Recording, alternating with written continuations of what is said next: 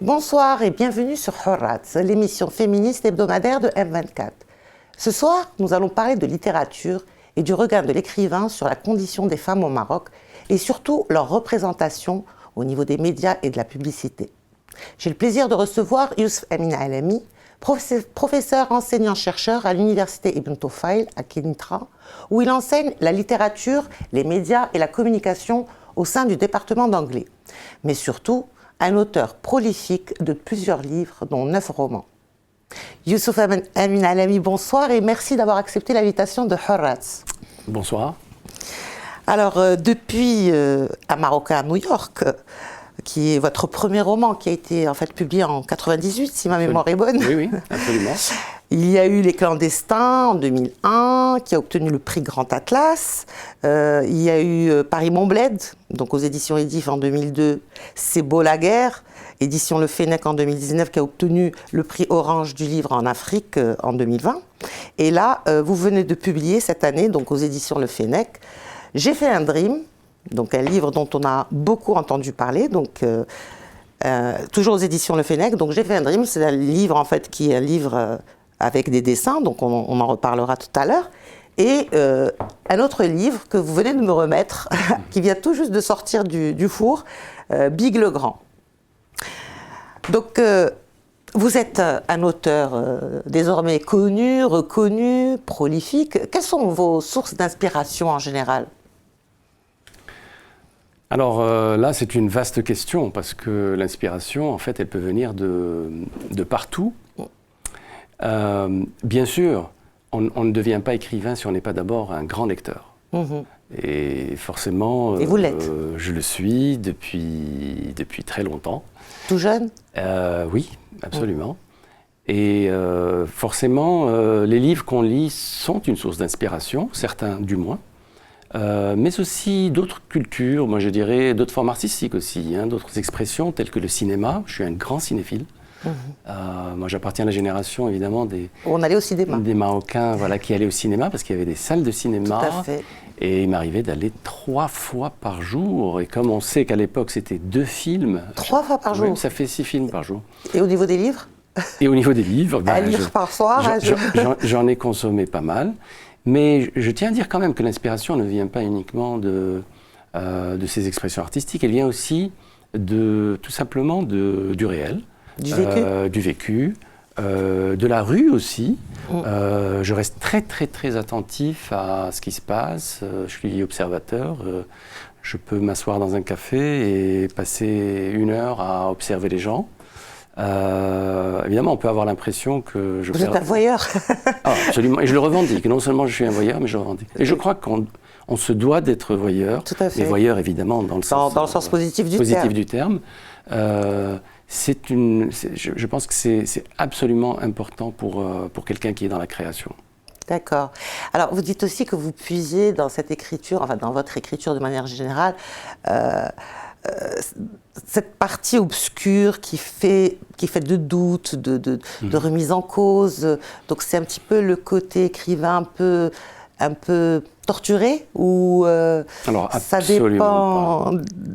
Alors absolument. Comment vous dépassez vos phobies, vos pulsions refoulées ? Quand est-ce que vous écrivez Alors je connais évidemment un certain nombre d'écrivains qui se définissent comme étant des écrivains torturés, etc., et pour qui l'écriture est vraiment... ils écrivent dans la douleur. C'est quelque chose que je ne connais absolument pas, je ne l'ai jamais connu. J'ai toujours écrit dans le plaisir, au contraire. Donc ce n'est pas un exutoire pour vous ? Alors si, c'est un exutoire, évidemment. Mais ce que je veux dire, c'est que quand je suis en position d'écriture, devant mon bureau, eh bien c'est vraiment un moment de... Alors je dis plaisir pour ne pas dire... extase, probablement. Ça va au-delà de cela. Maintenant, il va de soi que je puise au plus profond de moi-même. Et forcément, quand on va loin, on est en soi aussi. On est en soi, et puis on touche, effectivement, comme vous l'avez dit, à des pulsions, des phobies, parfois des fantasmes, parfois on réveille certaines angoisses, un certain nombre de choses. Mais l'acte d'écriture est pour moi franchement quelque chose de jubilatoire. Et c'est la raison pour laquelle, d'ailleurs, j'ai toujours autant de plaisir à écrire. D'accord. Et disons que je me Je me lance à chaque fois un défi. Voilà, c'est comme ça que je fonctionne, je me lance un défi et que j'essaye de relever. Alors vous écrivez en général sur votre époque, sur la modernité. Oui. J'ai fait un dream Oui, est une illustration parfaite. C'est un bouquin, donc c'est un selfie-man. C'est vous d'ailleurs qui prend un petit peu, il y a beaucoup de citations qui sont assez drôles. Il y en a une qui m'a frappée d'ailleurs, c'est Marilyn, je crois, qui s'est pas rasé les jambes, c'est ça? Ce jour-là. Ce jour-là, voilà. Donc il y a plein de petites phrases comme ça qui font penser en fait aux posts sur les réseaux sociaux. Complètement. Et qu'est-ce que ça veut dire quoi pour vous, être en représentation constante, ce selfie-man, ça veut dire, c'est quoi pour vous? Alors je dois peut-être expliquer un peu le concept de ce livre, parce Oui. que vous avez d'une certaine façon effleuré la question de ce selfie-man, Ce selfie-man. qui oui. me ressemble étrangement. Oui, absolument. Ouais, bon. On Les vous gens reconnaît un peu, On me reconnaît un peu et pas trop. avec un peu plus de cheveux. Non. Je rigole. Alors bon, l'idée c'est justement un témoignage sur l'époque. Et quand je dis l'époque, c'est-à-dire avec tout ce qui se passe, avec ces nouvelles technologies, ces modes de représentation, etc., etc. Donc ce que j'ai fait, c'est que j'ai pris tout cela comme une matière, vraiment comme on se saisit d'une matière. Vous voyez, le peintre, il saisit je ne sais pas, de l'aquarelle ou de l'acrylique ou de la peinture à huile. Ou un sculpteur se saisit de la pierre ou du bronze. Et en fait, moi, ma matière, c'est quoi? Ce sont les réseaux sociaux, avec tout ce qu'il y a dedans, à savoir les différents types de représentations. Alors le selfie, évidemment, étant une des représentations majeures, mais il y a aussi les filtres que l'on retrouve sur Snapchat, etc. hein. Et d'ailleurs, j'ai pas mal de fois ce personnage qui est représenté mi-animal, mi-humain. Oui, et ça fait référence à ces petites oreilles de lapin que certaines personnes se plaisent à porter Et les virtuellement. dessins aussi sont de vous. Oui, absolument. Oui, oui. Donc vous touchez aussi au dessin. Quand il le faut. Là, il le fallait, puisque pour moi, ces dessins sont aussi une forme d'écriture. En même temps, j'ai rêvé que nous étions tous confinés et que ça n'était plus qu'une question de temps. Donc on est vraiment dans... On est en plein dedans. On est en plein dedans. Ouais. Et là, je représente le personnage dans un sablier. Oui, absolument. Ouais. Oui, parce que c'est... Alors, il faut peut-être préciser que c'est un livre que j'ai écrit et dessiné pendant le confinement. Ouais, pendant la période de confinement, exactement, cette période-là. Qui était une période où il fallait bien s'occuper, je pense. Alors, il fallait s'occuper, mais c'est aussi une période où la parole était confisquée, en tout cas en ce qui me concerne, hein, j'imagine que c'était peut-être pas le cas de tout le monde, mais de la majorité tout de même, où on avait perdu le lien social. C'est la dictature sanitaire, en fait, c'est-à-dire qu'on ne parlait que de santé. D'une part, et d'autre part, on avait moins l'occasion de nous réunir, de nous voir, que ce soit en famille ou entre amis, et donc de parler. Et ce qui s'est passé, c'est que l'image a remplacé, elle a pris le dessus. Tout le monde était sur les réseaux, etc. Et c'est la raison pour laquelle... C'est le virtuel qui a pris, en fait, le pas sur le réel. Et c'est la raison pour laquelle il y a très peu de mots dans ce livre et beaucoup d'images. Ouais, pas mal. Je n'avais pas vu ça sous cet angle, mais effectivement, c'est très court, c'est très précis. Et l'image est plus parlante prégnante. et plus prégnante. Absolument.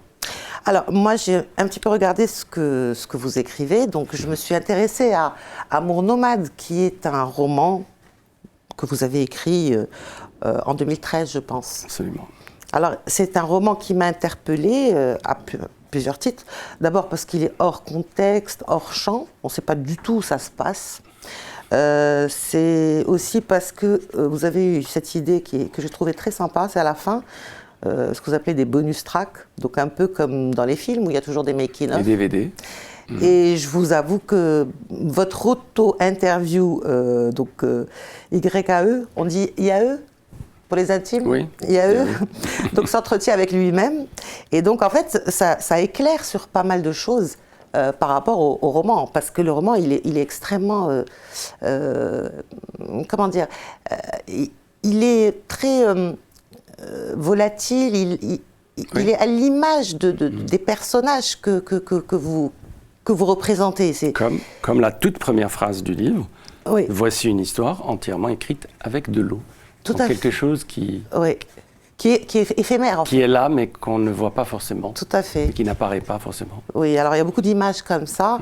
Et donc, il m'a interpellée aussi pour une autre raison, c'est que, en fait, donc c'est un roman qui parle d'une femme et du pouvoir de l'écriture dans sa libération. Donc c'est Yasmine avec Teshfin qui en quelque sorte prend son qalem pour libérer cette femme qui était cloîtrée dans son riad ou dans sa maison. On ne sait pas trop un petit peu quel est cet espace.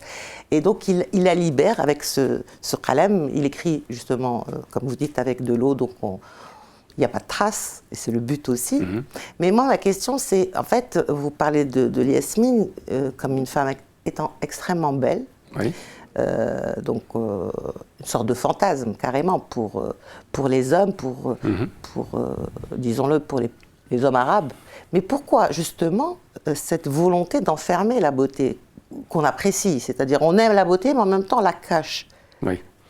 Alors, on reviendra peut-être là-dessus, mais ce n'est pas Teshfin qui libère Yasmine, mais c'est Yasmine qui se saisit de son qalem pour se libérer. Ah. Et là, c'est toute la différence. D'accord. Et le qalem, bien évidemment, on peut y voir un symbole phallique. Mais Teshfin, c'est lui qui lui a remis le qalem, parce qu'elle... Il l'a laissé, et c'est elle qui va venir le récupérer. D'accord. De même qu'elle avait laissé son foulard. Oui, dans le patio, et que lui va s'en est emparé pour... comme étant une sorte de deuxième peau ou deuxième épiderme, puisque le foulard ayant forcément touché la peau de... Voilà, donc par transitivité. Donc c'est une imagination très fertile, là. Absolument, mais il ne faut pas oublier que c'est quand même l'histoire d'un amour impossible. C'est-à-dire comment peuvent-ils vivre cet amour sans jamais se parler, sans jamais se toucher. Et pourtant, avec la magie de l'écriture et de la littérature, eh bien, c'est possible, puisque c'est de cela qu'il s'agit dans ce livre. Alors, la beauté, je réponds à la question, pourquoi enfermer, à la fois on aime les femmes pour leur beauté, mais en même temps, cette beauté constitue très souvent une menace. D'ailleurs, l'expression courante, c'est « sois belle et tais-toi ». Oui, et ça absolument. veut tout dire, c'est-à-dire belle, oui, on l'accepte, mais tais-toi. C'est-à-dire... Il ne faut pas en faire une arme non plus. On ne doit pas... Alors, on doit essayer de la neutraliser. Et comment on fait pour la neutraliser? Mais là, on l'enferme carrément, là. Carrément. On enferme cette beauté. Parce que la beauté... Alors, tout ça, ça revient finalement à l'idée de séduction. Parce que être belle, c'est avoir le pouvoir de séduction. C'est ça l'idée. Or, la séduction... fait peur. Ça nous renvoie à Ève. Oui. Au tout début. Et donc, la malignité... Et on sait bien où la séduction... mène. Selon, évidemment, l'épisode de la tentation, où ça a mené. Ça a mené à la mortalité. Nous étions immortels, nous sommes devenus mortels. Et puis aussi, nous devons travailler, c'est le labeur quotidien, etc., etc. Et puis on s'est retrouvés sur Terre, c'est toute la chute. Donc il y a cette idée comme quoi on doit se préserver justement de cette beauté de la femme tentatrice. Oui. La femme qui est derrière toute forme de... Mais on veut se l'approprier aussi. Absolument. C'est-à-dire on veut une femme belle, mais on veut la garder pour soi. Oui, bien sûr. À l'abri des regards des autres. Et c'est pour ça qu'il y a tant d'artistes qui ont... Alors on peut revenir aux Grecs, on peut revenir... Enfin, pas uniquement, qui ont représenté des bustes de femmes absolument sublimes, etc., mais qui en ont fait évidemment des objets. C'est-à-dire que ce sont des femmes belles, et même belles pour l'éternité, puisqu'elles ne vieillissent plus jamais, mais en revanche... totalement inertes. Absolument inertes, et incapables de contester la parole ou l'action de l'homme. Donc soumise, quoi. Soumise au regard uniquement. Et bien sûr, une femme qui n'a pas cette capacité de... Alors justement, je reviens sur votre parcours. Vous avez fait un doctorat. Votre doctorat a porté sur cette question de la représentation du corps féminin dans la publicité, les médias, et en particulier dans les magazines féminins où vous dites que le corps de la femme est souvent objectisé. Donc c'est un objet qui... donc qu'est-ce que vous entendez par là? C'est-à-dire cette représentation, en quoi elle vous interpelle? Et pourquoi avoir fait un sujet là-dessus? Voilà. Alors le sujet, en fait, l'idée m'est venue. C'est un travail académique, évidemment. C'est un travail à l'époque en vue d'obtenir un doctorat d'État. Et j'avais fait d'ailleurs un long séjour à New York. D'où votre roman? D'où mon roman, à mon retour justement de New York. J'ai écrit Un Marocain à New York. Alors, pourquoi ce sujet? Parce que je m'étais rendu compte que dans les magazines féminins... Vous parlez des magazines féminins au Maroc, bien entendu. Pas uniquement. Non, vous avez fait une étude qui portait sur... Non, ça a porté sur marocain, mais aussi en dehors du Maroc, c'est exactement les mêmes schémas entre nous. Hein. Alors, ce qu'il y a, c'est qu'il y a une véritable schizophrénie. Moi, j'appelle ça une schizophrénie dans le sens où ces magazines ont un contenu éditorial qui, bien évidemment, cherche à défendre les droits de la femme, etc., etc. Donc c'est un contenu éditorial qui est, on va dire, plutôt féministe. Mais ce qui m'a frappé, c'est qu'on peut avoir une double page avec un texte éditorial, un contenu éditorial qui vraiment est féministe, etc. Et juste à côté, on a une représentation alors ça peut être publicité pour un parfum ou quelque chose, donc c'est le contenu commercial cette fois-ci, mais qui contredit complètement ce qui est dit dans la page précédente. Et là, moi je me suis dit, quelqu'un qui est victime d'une schizophrénie a besoin d'une analyse. C'est ce que j'ai fait. J'ai analysé. Docteur, c'était quoi le remède? Alors déjà, avant le remède, il faut comment dirais-je? Il faut déjà observer et diagnostiquer. Donc moi, je me suis rendu compte qu'il y avait plusieurs types de représentations dans ce contenu commercial. Alors, ça va de la bête, alors, désolé, hein, je parle des femmes là, hein. Oui. Alors, je parle de la représentation des femmes, de leur corps, etc. Elles sont représentées comme des bêtes, donc un animal, mais apprivoisé. Alors c'est vraiment extraordinaire. Et vous alors, avez un exemple là j'en ai inimaginable. Vraiment, j'ai en tête des parfums, des publicités où on voit le modèle qui est comme ça. Alors, c'est plus des dents, c'est des crocs, mais vraiment dans des postures un peu de... Oui, je me souviens de ces publicités des années 90, voilà. Effectivement, où ça a été poussé à son paroxysme. Exactement. Et des femmes avec des peaux de léopard, etc. Bon, ça, c'est hyper courant, etc. Et des coiffures un peu à la lionne ou à la ceci, qui ne représentaient absolument pas une femme, non, absolument. Tout simplement. Donc c'est la femme, mais c'est la bête, bon, disons, domestiquée, apprivoisée, etc., etc. Féline, mais en même temps domestiquée. Alors il y a autre chose, bien évidemment, c'est la représentation, et ça c'est quand même encore, à mon sens, beaucoup plus dommageable, c'est la Lolita. Et c'est une image qui perdure. Toujours. Toujours. Actuellement. Actuellement. C'est terrible. C'est-à-dire, on représente des modèles qui, bien évidemment, sont majeurs. Il n'est pas question de représenter des modèles qui ne le seraient pas. Non, elles sont majeures, mais elles sont représentées comme des écolières. Et c'est terrible. Parce que évidemment, j'avais tout un portfolio, oui. Et avec des images, mais moi-même, et y compris dans les magazines féminins au Maroc. Je me disais, mais c'est quand même assez... Mais ça, c'est la publicité essentiellement. Et la publicité... Non, même alors excusez-moi, la publicité et les reportages mode. D'accord. Ah oui, les reportages mode, c'est Vous effarant. Il y a vraiment la petite fille, enfin c'est une femme adulte, avec les petites couettes, etc., les rubans, les petites chaussettes, etc., le choupa-choup à la bouche, enfin vraiment, c'est... Bon, on ne va pas rentrer dans les détails, mais ce que je veux dire, c'est que ça, c'est une autre forme de représentation. Mais il n'y a pas que cela, évidemment, il y a aussi la femme machine. Alors ça, on trouve des femmes, elles ont des accessoires, etc., et surtout pour la publicité, mais parfois aussi les reportages de mode. C'est des femmes, on peut appeler aussi ça la femme robot, un peu. Donc c'est un peu science-fiction, etc. Et donc elle apparaît comme une machine. Et du coup, on peut se dire, oh là là, elle est supérieure à l'homme, parce que c'est une femme. C'est une guerrière. C'est une guerrière, elle est en avance, elle est technologiquement parfaite, etc. Sauf qu'une machine, ce qu'on oublie, c'est qu'une machine, on la programme déjà. Et surtout, on peut la déprogrammer et la reprogrammer comme on veut. Et voilà, donc c'est tous ces... et alors actuellement, justement, parce que là, votre doctorat, je pense, a été fait en... Oui, il y a quelques années déjà. Voilà, on va dire dans les années 2000.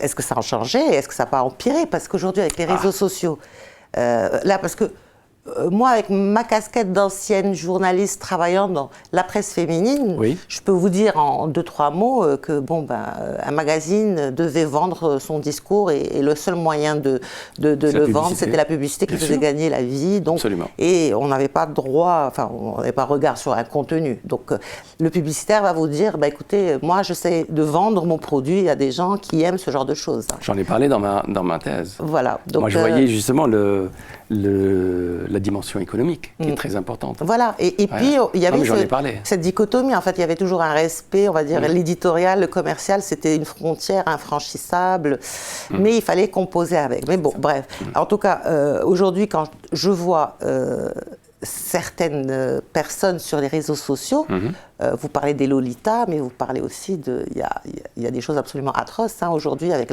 par exemple la chirurgie esthétique, on voit des femmes qui n'en sont plus, en fait, parce que c'est un corps qui est totalement déformé. Oui. Alors, si vous deviez en parler aujourd'hui, qu'est-ce que vous direz? Alors, si je devais faire ma thèse aujourd'hui, évidemment, je la ferais sur les réseaux sociaux. Oui, parce que chaque époque a son truc. Voilà, à l'époque, les magazines papier étaient très importants. Aujourd'hui, évidemment, c'est les réseaux sociaux. Et moi, ce que je trouve surprenant, c'est qu'après tant d'années, et en principe tant d'acquis pour la femme, en principe, je dis bien, je me rends compte, et j'étudie la question d'ailleurs avec des doctorants, parce que j'ai pas mal de doctorants qui travaillent sur ces sujets-là, et je me rends compte que, on n'a pas fait énormément de progrès, moi je parle de la représentation, au niveau de la représentation. Et d'autant plus que, on a justement, je reviens à l'idée de selfie, mais aujourd'hui on se dit que, puisqu'on a cette notion de selfie, ça veut dire que la personne, elle est à la fois producteur et récepteur de ce message, enfin de son image en tout cas. C'est elle qui construit son image puisqu'on se prend soi-même. Et ça n'a rien changé parce qu'on se prend, il n'y a qu'à voir un peu les postures, le duck face, avec les lèvres de canard un peu comme ça, etc. etc. Mais ça n'a absolument rien changé. Qui impose à ces gens-là une telle posture ou une telle image, etc. etc. Alors, moi j'ai une réponse, c'est qu'en fait, tout le monde est conditionné. Et on est conditionné... C'est universel. C'est universel. Et on est conditionné à faire comme les autres, parce que tout le monde veut appartenir à la même tribu. Et le problème, c'est qu'on a cette espèce d'angoisse, je dirais. De sortir du lot? C'est le syndrome de l'abandon. On a peur de paraître différent, de sortir du lot, comme vous dites, d'être exclu de la communauté, ou ce que j'appellerais de la tribu, et ça serait pris comme une forme d'abandon. Donc il y a vraiment un travail à faire au niveau, je dirais, psychologique. Alors justement, je vais rebondir sur ça, parce que vous avez évoqué un petit peu la condition des femmes, qui, selon vous, a quand même évolué. On revient depuis 2003, la nouvelle Constitution, donc il y a eu des acquis. Mais vous m'avez dit, ou en tout cas, qu'aujourd'hui, justement, ces femmes, malgré leur instruction, malgré leur indépendance financière, restent en fait soumises au diktat du matériel. Et donc recherchent aussi l'argent. Donc est-ce qu'elles veulent le beurre, l'argent du beurre, les deux? Qu'est-ce que vous en pensez? Alors là, je pense, si j'ai bien compris, vous faites allusion à la situation chez nous, plus particulièrement. Oui, bien sûr. Là, on était dans l'universel, mais là, on revient, bien sûr, c'est la société marocaine, avec toutes ces évolutions. Voilà. Et ce qu'on a dit aussi par rapport à la représentation, parce que la représentation qui montre ces jeunes femmes dans des postures qui ne sont pas, on va dire, très modernes, dans le sens où la modernité permet d'avoir des droits, d'avoir une liberté. Absolument. Et aussi, ce que vous avez dit, la chirurgie, parce j'ai peut-être pas répondu à cette question, de la chirurgie esthétique. Là, ça a à voir, en fait, parce que c'est pas uniquement marocain, ça. C'est un phénomène mondial. Bien sûr, bien sûr. Ça a à voir avec la réalité augmentée. Parce qu'on parle de réalité augmentée, évidemment, le virtuel, etc. Ça veut dire qu'on peut augmenter, on peut paraître plus grand, plus petit, plus beau. On peut s'ajouter un certain nombre se greffer des accessoires, etc. dans le virtuel. Mais ça a forcément une implication et des conséquences sur le réel. Et aujourd'hui, justement, subir ce genre d'intervention, c'est d'une certaine façon une réalité, c'est-à-dire que je n'accepte pas le réel tel qu'il est, je le travaille, vraiment. Je le travaille. Je le façonne, en fait. Je le façonne. Puisque je suis écrivain, j'utiliserai même le terme d'écriture, je dirais, je réécris mon corps. Je réécris mon Donc visage. finalement, il n'y a pas d'acceptation de soi dans cette démarche. Mais ça se veut justement l'expression d'une liberté. C'est un peu contradictoire, non? Oui, mais c'est l'idée que ce n'est pas parce que je suis né avec un nez pareil que je dois mourir avec ce nez, voilà, et que je dois vivre avec. Donc pour vous, c'est une forme de liberté? C'est entendu comme tel. Moi, je ne le pense pas. Hein. La preuve, je n'ai pas touché à mon nez. Qui en aurait bien besoin. Oui, bon, maintenant, effectivement, ça reste aussi un choix personnel. Hein, je veux dire, oui, absolument. Là, c'est ne pas se soumettre à des dictats qui est un peu dérangeant. Enfin, se soumettre plutôt aux dictats qui est dérangeant. Mais après, bon, on dit bien que notre corps nous appartient, non? Oui, j'adhère. Homme ou femme. Ce que nous cherchons à faire ici, enfin, nous ne sommes pas en train de condamner ou de dire il faut ou il ne faut pas. C'est pas du tout ça. Non, bien sûr. Moi, mon travail, c'est un travail d'observateur et de chercheur et d'écrivain. C'est-à-dire, j'observe et j'essaye de comprendre, d'analyser, de comprendre. D'accord. Et donc, pour le chercheur que vous êtes, vous avez parlé tout à l'heure de liberté. Et oui, donc on en parle. Pour vous, c'est quoi? C'est la question que je pose à tous mes invités. Donc c'est quoi pour vous la liberté, Youssouf? Ben, la liberté, c'est, en tout cas, il y a plusieurs définitions, évidemment, même pour moi. Oui. La première qui vient à l'esprit, c'est évidemment ma liberté de créer. Et pour moi, ça, c'est essentiel. Et c'est quelque chose que non seulement je chéris, mais je protège à ma façon. C'est-à-dire que, par exemple, quand je suis en train aussi bien d'élaborer un projet, qu'il soit artistique, visuel ou écrire un livre, pour garder mon entière liberté, justement, je ne partage jamais quoi que ce soit avant que ce soit abouti. Alors, Youssouf Amin El-Ammi, merci beaucoup d'avoir accepté notre invitation. Merci à vous. J'espère qu'on aura l'occasion de vous recevoir une autre fois pour parler de votre prochain roman. Merci encore et à la prochaine. Quant à vous, chères téléspectatrices et chers téléspectateurs, cette émission est à présent terminée. Vous pouvez la voir ou la revoir sur nos réseaux sociaux. Bonne continuation des programmes sur M24. À la prochaine.